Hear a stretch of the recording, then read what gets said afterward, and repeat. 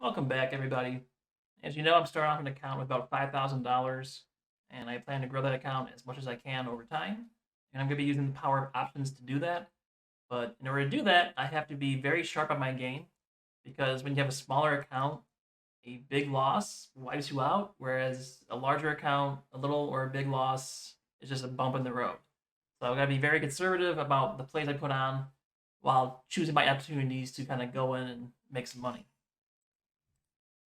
So first off, the agenda is to just go through basically I think it's like 10 points about what generalized goals are for this trading account.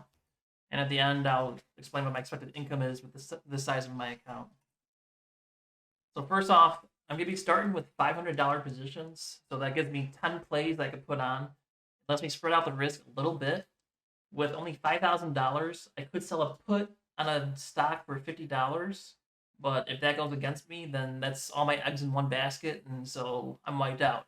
By using some spreads and sticking to like a $500 position sizing, I can have 10 plays on. It's still not great for diversification, but it's better than being all in on one stock. So that's kind of what my thinking is going into this. The other thing is I'm going to reduce my risk by spreading it out in time, also based on when I create the positions. So with $5,000 at 500, that's 10 plays. That's about 2 plays a week that I can put on because I'm going to be targeting about 45 days till expiration. Just let the theta do its thing. And when I'm using spreads, the chance to close it early quickly for a big gain is going to be small because any movement in your direction is also going to hurt you because of the protection that you bought is going to be losing just as much value until it gets down towards expiration when the theta really starts to get shoot off. So if you put on a play for 45 days out, it might really take 40 days until you can actually see a profit churning from theta being gone as a result of that thing. The idea behind also spacing out what I'm putting on these positions is that if the market is doing something and I misread it, well, then I only made 2 plays that week that have been shot because of that. So by doing that, I'm spreading out the risk in that version, whereas I'm reading the market wrong one week and there goes my account. Instead, spacing it out, uh, looks like 1 to 2 trades a week will probably be enough because I'm going for 45 days, 30 to 45 days is gonna be like my main target when doing these spreads. 3, I want to make sure you don't get tempted by playing through earnings. Obviously, we all know that at earnings, volatility is high. The premiums are extremely high, so a lot of money to be made selling puts and calls and even spreads because, well, Vegas crushes awesome.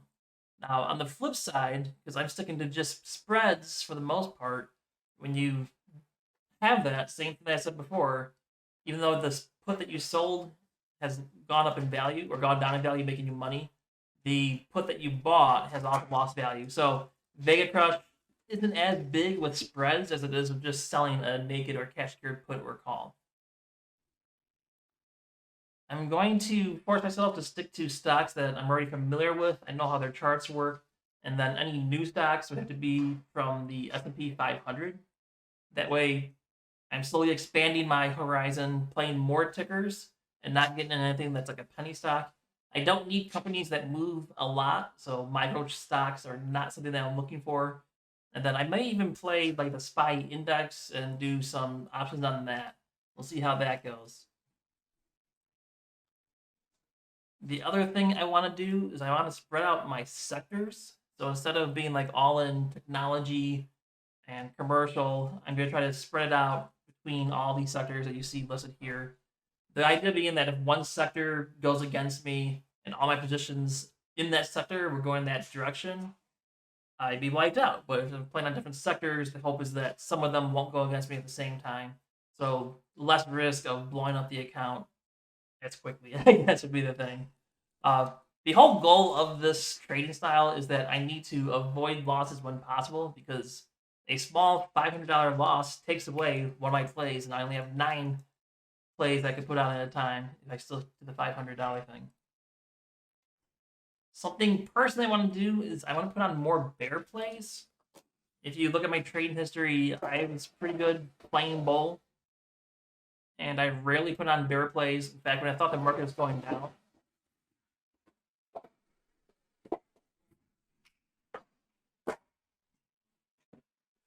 In fact, when I thought the market was going down, I sat out on the sideline more so than put on bear plays. So I want to try to get more bearish plays in. So like maybe 2 bullish plays, 1 bearish play, get that kind of ratio going to force myself to get more comfortable with bear plays. Bull is where I'm good at, but right now the market's going down. We do need to put on more bearish plays. The other thing is that if all your plays are bullish and the market goes down, there you go. Your entire account might be going against you. But if you have bearish plays, those will kind of offset those losses a little bit. I'm going to be watching the delta.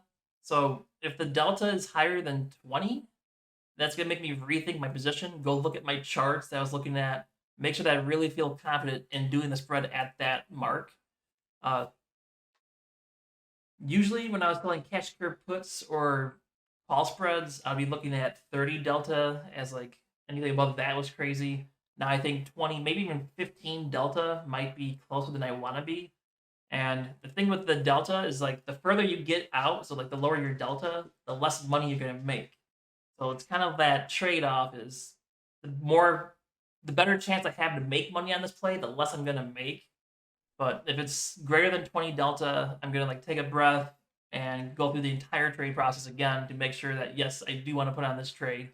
The delta is just kind of a thing that says like the market says you have a 20% chance of being wrong on this trade. And for me, that's a pretty high percent chance of being wrong, especially when one wrong decision can hurt you so much.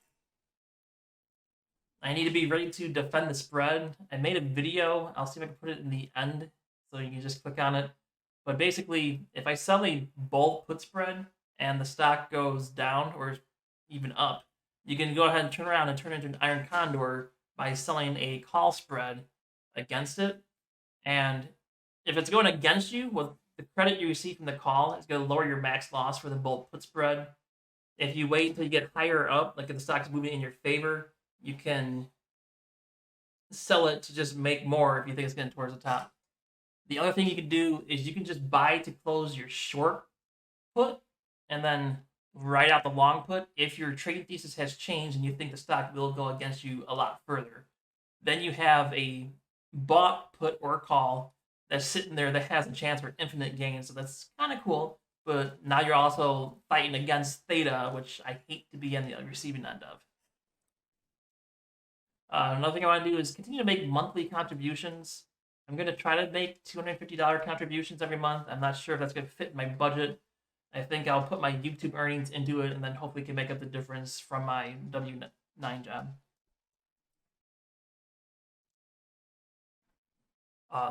For me personally, I need to reset what a big win is. I got to take more pride in just being right instead of the amount being made. If you followed my trading, you saw I was making like $10,000 and $20,000 in a day. And it's like, whoa, this seems too easy. And this almost feels fake.